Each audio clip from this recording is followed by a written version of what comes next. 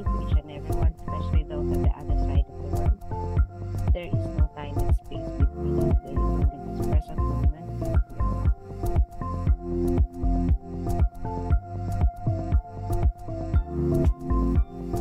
On diary entry number 995. Although it is not easy to live in constant agony, to be nailed to the cross of various pains, still I am inflamed with love by loving. And like a Sarah, I love God, though I am but weakness. Oh, great is the soul that amidst suffering stands faithfully by God and does His will, and remains uncomforted amidst great rainbows and storms. For God's pure love sweetens her faith. It is not a great thing to love God in prosperity and thank Him when all goes well,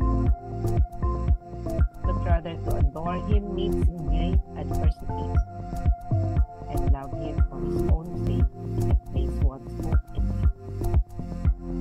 When the soul is in the shadows of Gethsemane, all alone in the bitterness of faith, it ascends towards the heights of Jesus. And though ever drinking bitterness, it is not sad when the soul does the will of the Most High God. Even amidst constant pain and torments, having pressed its lips to the chalice proffered, it becomes mighty and nothing will daunt it. Though tortured, it repeats, "Your will be done," patiently awaiting the moment of its transfiguration. Although in deepest darkness, it hears the voice of Jesus, "You are mine," and this it will know fully when the veil falls.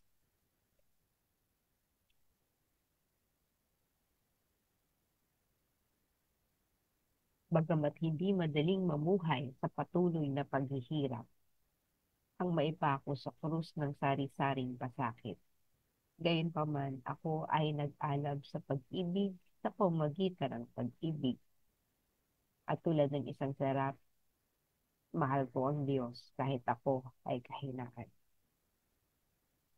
O anong dakila ng kaluluwa na sa gitna ng pagdurusa, matapat na nakatayo sa tabi ng Diyos at ginagawa ang kanyang kalooban at nananatiling nagdurusa sa gitna ng malalaking baghari at bagyo. Sapagkat ang dalisay na pag-ibig ng Diyos ay nagpapatamis sa kanyang kapalaran. Hindi dakilang bagay na mahalin ang Diyos ng may kasaganaan at magpasalamat sa Kanya kapag maayos ang lahat, kundi sambahin siya sa gitna ng malalaking pagdurusa at mahalin siya para sa kanyang sariling kapakanan at ipagkatiwala ang pag-asa sa Kanya. Kapag ang kaluluwa ay nasa anino ng Getsemani, nag-iisa sa pait ng sakit.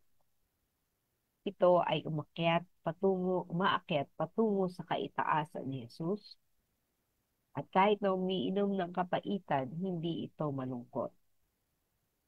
Kapag ginawa ng kaluluwa ang kalooban ng kataas-taasang Diyos, kahit sa gitna ng patuloy na sakit at pagdurusa, sa pagdiin ng mga labi sa kalis na inialay, nagiging makapangyarihan ito at walang makapaninindak. Bagamat pinahirapan, inuulit ito. Mangyari nawa ang kalooban mo.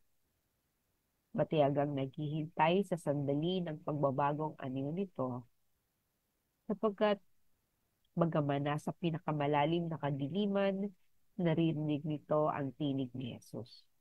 Ikaw ay akin. At ito ay lubos na malalaman kapag bumagsak na ang sabi.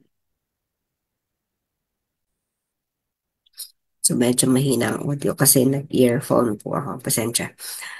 Okay. So, It is actually a poem written sa isang paraan ng tula. Kaya makikita nyo yung ano niya, no, yung stanza niya. And this is again about the journey of a soul na sa kabila ng lahat paghihirap, no? Sa kabila ng lahat ng kaniyang bagyo, sigwa na nararanasan sa buhay, patuloy ang kaniyang pagmamahal sa Diyos. I am inflamed with love by loving. So, nagpapaalab sa kanyang pagmamahal sa Diyos ay ang pagmamahal din ng Diyos. Na kahit nangihina na siya, palalakasin siya ng pag-ibig ng Diyos. Kasi nga, katulad ng sinasabi natin madalas, ang mga pagsubok na dinadaanan natin, bahagi yan ng paglalakbay ng isang kaluluwa. Hindi maaring puro sarap, puro comfort, hindi pwede. The soul will never grow in a very comfortable situation. The soul has to get out of that comfortable situation to grow. Hindi pwedeng sunod sa layaw, no? Hindi pwedeng lahat ng gustong bilhin, mabibili. At ang gustong kainin, kakainin, lahat ng gustong puntahan, pupuntahan. So parang ano lang, no? Enjoying life. Lagi na lang ganun na sinasabi, enjoy life, no? That cannot be. A soul will never grow in prosperity. Sabi, di ba? It is a great thing to love God in prosperity and thank Him when all goes well, no? So kung ikaw ay nasa panahon ng tag-ani, yung sinasabi doon sa dream ni Joseph na 7 fat cows, no? 7 years of prosperity. Maganda buhay, maganda negosyo, maganda trabaho, maayos ang pamilya, no? Walang mga problema. Gasino, may mga challenges pero nalalagpasan. But in general terms, maayos ang buhay. Pero, sa ganung pagkakataon, madalas nagpapasalamat tayo sa Diyos, di ba?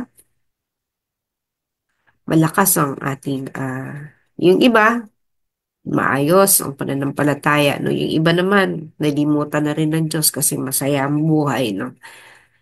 And then, kapag dumating naman ang mga pasakit sa buhay, doon naman yung matututunang bumalik sa Diyos, no? That's good. Kaya nga minsan natutuwa rin ng Diyos, no, na natututo tayong lumapit sa Kanya sa panahon na tayo may sakit na, no? Kung nung tayo malusog, hindi natin siya naaalala. Pero nung panahon na dumating na yung pagsubok sa kalusugan, doon na yung halos araw-araw naman, ano? O linggo-linggo, naiikot ang mga simbahan para magsumamo sa awa ng Diyos. Okay din yun, di ba ho? Kasi nga, natututo tayong lumapit sa Diyos. Pero sasabi ni Faustine dito, hindi lang sa panahon ng kasaganaan tayo magpapasalamat, kundi lalo tigit sa panahon ng binagyo ka, na walan ka, yung sasakyan mo lumubog sa baha, yung bahay mo, pinasok din ng tubig hanggang bubong, napakadumi ng bahay mo, pinuno ng putik, maaring isang kasapi ng pamilya mo namatay pa, nalunod, no? So, yun yung mga adversities. Sa mga panahon yun, mas dapat na mahigpit ang kapit natin sa Panginoon. Kasi wala ka namang aasahan. Wala namang ibang magaganap sa buhay mo kung hindi dahil sa Diyos. No? Kumbaga, siya din yung tutulong sa'yo. But again, it is a matter of how great your trust to the Lord is. Huwag nating kalimutan, hindi lang sa panahon ng kasaganaan, kundi kahit sa panahon, lalo tigit sa panahon ng tayo nagdurusa at naghihirap, that we thank God, love God, and we intensify our trust in the Lord. This is very more particular to the soul treading the path. No? Kung ang isang tao naman wala namang pakialam sa kaluluwa niya, maraming gano'n, no po? Sa maraming tao sa mundo, marami naman dyan hindi iniisip ang kaluluwa. Masyadong na-attach sa mundo and forgot about their soul, no? Na may kaluluwa sila. Napansamantala lang ang buhay sa mundo. So, when the soul is in the shadows of Gethsemane, ibig sabihin lang ito, kapag tayo bilang mga kaluluwa na naglalakbay, ay nandun na sa punto ng kailangan na natin humingi ng tulong sa Diyos kasi eto na, paparating na ang sigwa. Nag-iisa na tayo. We are all abandoned. No? Wala na tayong kaibigan. Wala nang tutulong sa atin, di ba? Sabi nga, kapag nandun ka sa punto na may problema ka, dyan mo makikilala kung sinong kaibigan mo. Kasi yung kaibigan mo, hindi ka iiwan. No? So, yun yung tunay na kaibigan. And when we are in the shadows of Gethsemane, tumutulo din, pumapatak din yung ating pawis dahil sa threat of the coming storm. Kung ano man yun, kasi nga marami yan eh, pwedeng financial, relation, societal, no? Pwede rin spiritual, no? All aspects of life. May bitterness yun eh, yung lahat ng pagdadaanan mong yun. Pero, the soul will ascend towards the heights of Jesus. Katulad kasi yan ni Jesus, di ba? Lalo siyang tumaas. Sa kabila ng pait, ng iinumin niya, ang sabi niya, kung mamarapati ng Diyos Ama na alisin ito. No? Pero, ang sabi niya, hindi ang aking nais, kundi ang iyong masunod. Thy will be done. So, syempre, nasunod ang gusto ng Diyos Ama sa kanya. Ganon din tayo. We always have to say, Thy will be done, Lord. If I have to face this challenge in my life, Thy will be done. Because everything has a purpose. Kapag sinabi mong alisin mo ang lahat ng pasakit na to, you have to discern when to ask the Lord to remove all the blocks along the way. Hindi mo naman sasabihin kay Lord na, okay, bring it on. No? Hindi ganun parang ang yabang-yabang. Kundi, kapag nandiyan na yan, Thy will be done, Lord. Kumbaga yung bagyo, hindi mo naman mapipigilan na dumaan sa'yo, di ba? We pray, nagdadasal tayo, Lord, pahupain mo ang bagyo. Nagdarasal tayo, di ba? That's removing the block. And we thank Him for that. Pero, bumabagyo pa rin naman, di ba? Mari hindi ngayon sa buhay natin nakaligtas tayo. Pero sa susunod naman, hindi naman tayo makakaligtas. Dadaan sa atin. So, kapag hindi na talaga yan pwedeng maiwasan, there is a purpose for that. And all that we can say is, Thy will be done. Kailangan kong pagdaanan ito. Kailangan kong dumaan sa bagyong ito. Kailangan maramdaman ko yung malakas na ihip ng hangin, kumapit sa poste. Dahil ito na ang hangin, hindi na kayang pigilan. Ito na rin ang ulan, hindi na rin siya kayang pigilan. So, let the will of God be done. Iligtas po ako. Ano, dalawang bagay. Una, syempre, hihilingin mo na, Lord, sana mapawi ang bagyo. Mawala na to. Pero isipin mo rin, kailangan mong pagdaanan ito. So, kung hindi mo, Lord, hindi makakatulong sa akin na pawiin mo ang bagyong ito at this very moment. Bigyan mo ako ng lakas para harapin ito. Pero kung sa tingin mo naman, Lord, ang iyong kalooban ay malagpasan ko agad-agad ito. Ganun ba? Yung hindi ka tamaan.